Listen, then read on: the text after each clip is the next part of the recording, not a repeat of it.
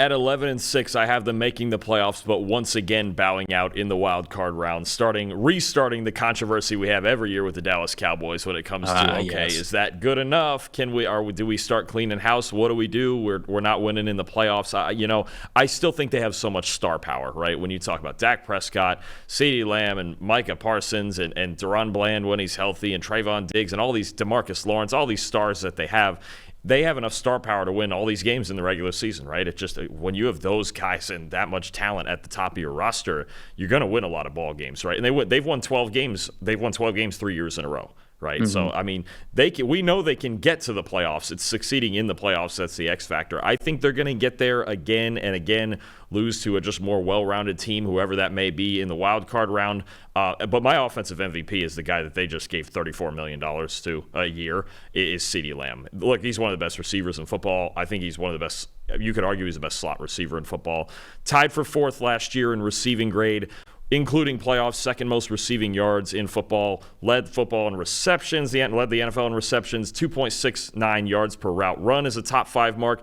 He just does everything. Before the catch, after the catch, he's everything they thought that he would be coming out of Oklahoma. And I think just because he plays in the slot does not, just exclude him from being one of the best receivers in the league. This is an elite receiver in that class of guys with Tyreek Hill and Justin Jefferson and Jamar Chase and whoever else you want to put in there. CeeDee Lamb makes this offense go. When he's off the field, it's a completely different look. Everything they do on offense is based around what he can do in the slot, going in every different direction, making plays after the catch. And look, I don't know what this passing game, they would look a whole lot different without him on the field. Even when he's off the field for just a few snaps, it's a completely different passing game. Not as explosive. Just the rest of the guys, even Brandon Cooks, you feel good that you can cover those guys. When you see 88 across from you, which has been the case several times in Dallas, you don't feel good about your chances of covering him. And it's hard to double cover a guy in the slot because there's so much space and a three-way go to work with. CeeDee Lamb is just one of the best receivers in football. If he's in your top 5, fantastic. He very well could be that good. I think you could argue him up to maybe the 3rd best receiver in football. He really doesn't have any flaws in his game, honestly, Trevor. The only thing he doesn't do, because a little smaller, doesn't make a lot of contested catches, but that can be kind of random sometimes too. So CeeDee Lamb makes this passing game go. I know Dak Prescott was second in the MVP voting last year, but Lamb is really the guy in their passing game that makes it work. Yeah, easy transition for me there. It set me up beautifully. Offensive MVP to me has to be Dak Prescott. Now, to your point, if CeeDee Lamb goes out of this lineup, it's tough. But if Dak goes out of this lineup, I mean, they have zero chance. And I am more true to the word MVP when I'm talking about Dak Prescott. And I kind of just wanted to give him his flowers for what a great year he had last year. And it really does. It sucks the way that the playoff game ended for them. I wish if they lost that playoff game, I wish they lost by a last-second field goal or something. Because instead, now we've got people only remembering that playoff performance from Dak. And I get it though. We're at the point of his career where it's like, hey, he's had really good regular seasons before. Let's turn it into some postseason success. Give me a win. Give me a couple wins. Give me a run. Give me the NFC Championship game. Something. But last year, I mean, you just cannot overlook how good Dak Prescott was last season. 89.8 passing grade, the 2nd in the NFL. 6.3 big-time throw percentage, 1st in the NFL. 2.0 turnover-worthy play percentage, 1st in the NFL. So he is 1st in big-time throw percentage, 1st in turnover-worthy play percentage, and adjusted completion percentage of 77.6, which is 6th in the league, and then a 105.9 QBR, which was 2nd. I mean, it's just to dominate all of those categories. You talk about being careful with the football, yet pushing it deep down the field. The consistency of being extremely accurate, high QBR with how well you're moving the ball down the field and how you're scoring points. I mean, he is the engine of this entire Cowboys offense. Coming for the quarterback position, it might seem like a duh, but the way that he plays is at such an incredibly high level. You talk about how CeeDee Lamb is one of the best in the NFL. I also think that Dak Prescott is certainly a top 8 quarterback in this league. However much you want to weigh postseason success there, it's hard to have him anywhere past 8 for the regular season success that he has had. The issue and why I sort of have the Cowboys taking a step back into 9-8 and missing the playoffs is I am a little worried about the changes along the offensive line, right? I think that losing Tyler Biadasz, losing Tyron Smith, I think those are big deals, right? And for as much as I'm going to talk about Tyler Guyton in a second, I'm excited about him. Starting at left tackle as a rookie in the NFL or a regular season for a 17-game schedule, that's tough. That's a tough thing to do, especially for a guy who was very athletic, but we figured he needed a little bit of development anyways. They bring in Brock Hoffman to play center for them, who was on the team last year in a reserve role, but he's taken over for a mainstay in Biadasz. And is the rest of the lineup going to be good? Is Terrence Steele going to be able to hold up his side at right tackle next to Zach Martin? So there's more questions on the Cowboys offensive line than it feels like there have been in the last decade. And then you throw in the fact that the run game, no more Tony Pollard there. They bring back Ezekiel Elliott. They also bring in Dalvin Cook. I mean, what's the efficiency of that run game going to be like?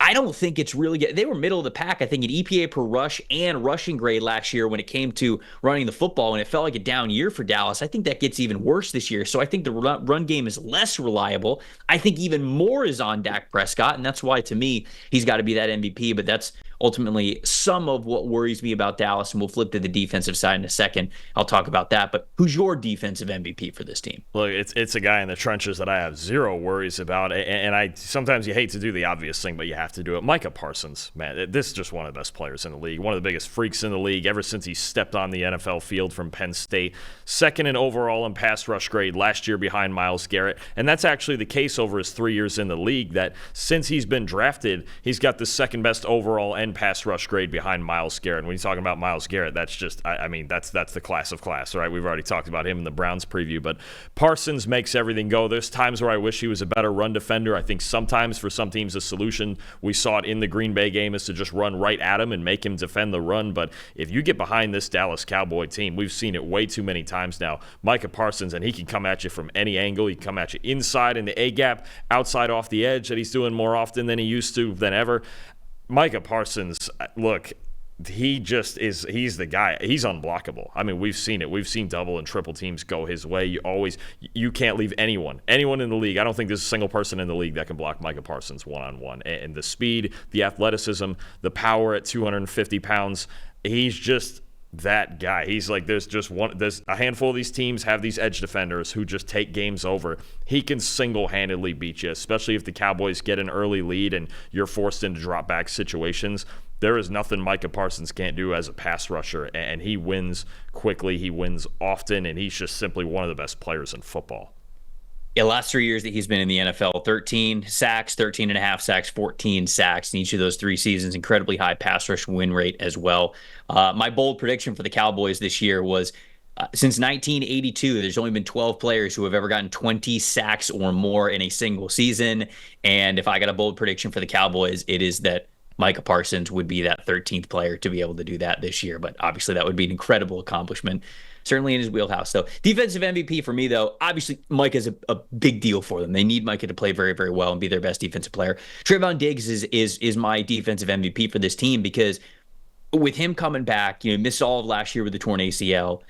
His coverage has been very up and down. Even in the season where he had 11 interceptions, he didn't necessarily have a great coverage grade for a big portion of that year. I can't remember if it ended like this, but for a big portion of that year, not only did he lead the league in interceptions, he also led the league in yards allowed.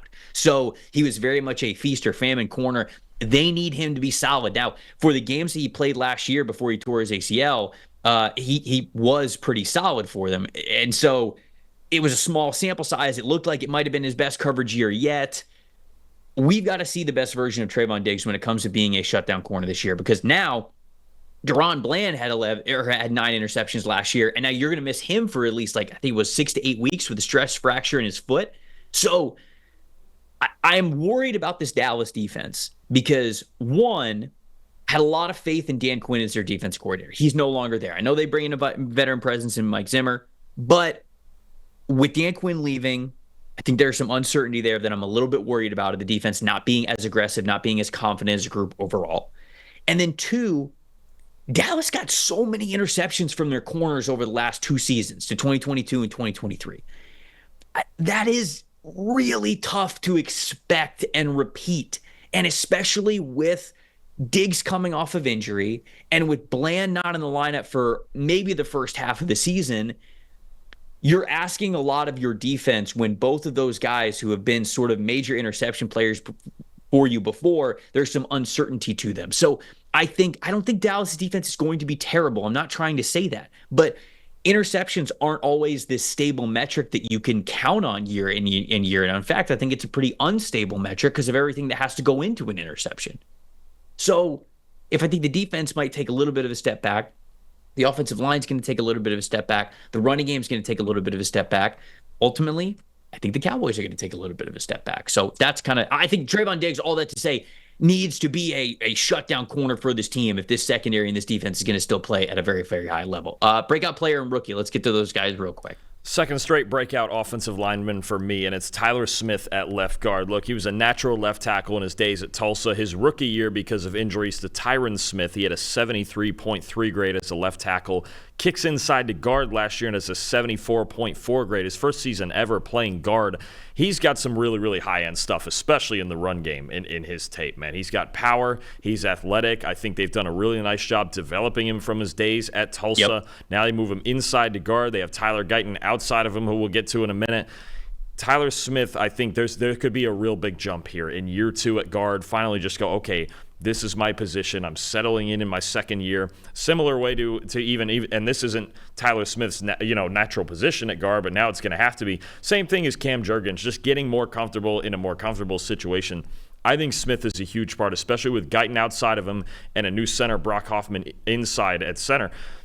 Smith really has to be the anchor of the left side of this line now. He's a more veteran piece. He's 2 years in. He's in his second year at this position, and he's had a couple of solid years even with the adjustments that have come, because I think the original plan his rookie year was you're supposed to play guard, but Tyron Smith got hurt, so now we have to kick you back out when we weren't going to. So he's been shuffled around a lot the last 2 years. I think now he can just get comfortable on that side. He has to be the stable piece on that side of the offensive line. And I'm with you. I think there's concerns in the trenches for this team on both sides of the ball, and the O-line definitely, because when you're trying to block guys like Jalen Carter in Philadelphia, like Dexter Lawrence in New York, like, say, Daron Payne and Jonathan Allen in Washington, it's a huge thing to have the interior of your offensive line stable. The guy who's going to make it stable is Tyler Smith. I know Zach Martin's the good veteran on the other side, but look, if you're unstable on one side of the line, teams are going to come at that side. If you don't think Jalen Carter will just line up on that side every play, you're crazy, right? Tyler Smith has to stabilize it with 2 young players around him. I think he can in year 2 at that position. I think he shows you a lot of high end in the run game. Need a little more consistency in pass protection, but if we get that, then we're still talking about this Cowboys offensive line is a really good unit. Yeah, I think they got a good one. Tyler Smith, with his versatility and what he could do, especially on the interior, I think he's a really good one. So that's a good call out. I'm going to say DeMarvion Overshown, their linebacker, versatile linebacker who, when he's coming into the league, people are like, oh, is he an oversized safety? Is he going to play at the second level? I was excited about him getting to be in Quinn's defense because Quinn's done a lot of creative stuff with those like safety linebacker hybrids, like what we saw with Jaron Kearse in the 2022 and 2023 season, especially playing really well for that team. And Overshown, I think, was supposed to kind of be that next player, ended up tearing his ACL in the preseason last year, so we didn't get to see him his rookie season, but a lot of changes at the linebacker level with the Cowboys. I think that Overshown's going to have an opportunity to, maybe it's not a starting role, but maybe it's something where you're rotating this guy in early. You got certain package plays for him, just that unique size and athletic ability that he would have at the second level. Throwing him in there, and Zimmer can get creative with him. So I'll say that Overshown, coming off injury, the quotes that I've read is, man, he's hungry. Like, he's really hungry to get back out there. He's pissed that he missed his entire rookie season in the NFL. So I think that he's motivated, and they're going to get a good amount out of him after, like I said, such shuffling that they've had, I think, at that second level or this past offseason. So best rookie, I'll just keep going here because you talked about the offensive line a little bit. I think Tyler Guyton's going to be great for this team. When we looked at Tyler Guyton in the preseason, 80.6 overall grade on 56 total snaps. That led all Cowboys offensive linemen this preseason. So they've got Guyton, who they just drafted out of Oklahoma, playing that left tackle spot. So Tyler Smith can play at that left guard position, like you were mentioning before. Guyton is somebody who I was really impressed with, specifically his competitive spirit. When I watched him at the Senior Bowl, and people might be listening or watching this, being like, rolling their eyes, like, what are you talking about? Well, one, Tyler Guyton already has the size, the power, the athleticism. His scouting report already reads all of those things. He's inexperienced, so he'll give you some reps where, all right, he gets beat pretty bad because his hands weren't in the right place. He didn't get to his landmark correctly. He didn't exactly know what pass rush move was coming. He gets fooled a little bit, whether it's inside or out. You'll see some of those reps. But I remember watching him at the Senior Bowl, and specifically there was a moment during the one-on-ones where his team was going up against the team that had Chris Braswell from Alabama. And he knew, you could tell that he knew Chris Braswell was one of the highest rated pass rushers on that other team that he was practicing against. He wanted to go up against Chris Braswell. I remember him going up to like the O-line coaches and he was like pointing and he was like, give me a rep against Braswell.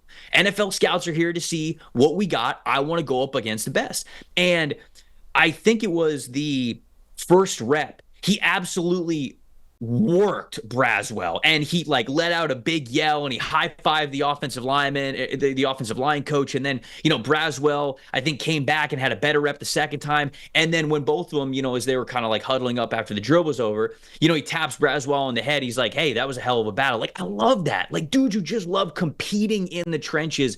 It's what gives me so much faith that Tyler Guyton, okay, maybe it's not going to look perfect right away. I got faith that he could be the long-term left tackle for this team, so I think he's going to be their best rookie this year. Yeah, I agree. I think a month ago I may not have picked him, and I was really impressed by his preseason tape as well, because I was worried about his technique coming out of Oklahoma. Obviously, you can see the tools. He's got size and length and athleticism and all that stuff. I was worried more about the technique, some of the footwork and the consistency. And Oklahoma's offense, look, Jeff Lebby's offense is not one with a whole lot of true dropbacks in it. I think they were under 100 true dropbacks last year at Oklahoma. Ton of play action, ton of RPO, ton of screens. It's as college an offense as it gets, too. So we didn't get to see him a whole lot in true dropback situations, and he kind of struggled when he was in them. But I really like what I've seen this preseason out of Guyton. I think it looks more fundamentally sound. You can see him throwing dudes around in the run game. I'll tell you what, if he figures things out on a consistent basis, him and Tyler Smith on that left side in the run game is going to be really, really fun to watch, man. I think you got two real powerful guys that want to hit people. But no, to your point about the competitive spirit, you don't get that as often in especially really talented guys as you think you would. There's some guys who are just like, man, I'm good. I'm already good. I've made it to the league. It's fine. You have a guy like that who wants to improve and wants to get better. And I think the best part about it is you're seeing it. You're seeing visual evidence of it. Now, got a wicked assignment in week 1, doesn't he, against Myles Garrett and Za'Darius Smith in Cleveland. That's about that's as big. If he wants the top guys, he's getting them in his first game in the NFL, in his first real game in the NFL, man. But I really like a month ago, I might have picked somebody else. I might have picked Marshawn Nealand or whoever. What I saw from Tyler Guyton in the preseason, I was like, okay, there's some hope here. This guy, look, he might be a project. I think he was considered a project when Dallas picked him back in April. But you see the progress, right? And there's going to be moments, there's going to be rookie moments, absolutely. But the high-end stuff that you do see from him is really, really encouraging. And I like the way he's played this preseason. I know a lot of it's against backups, but when you're this early in your career, I don't really care. I want to see if you fit in, and he fits in really, really well. I think him and Smith in the run game are going to be a lot of fun for a while.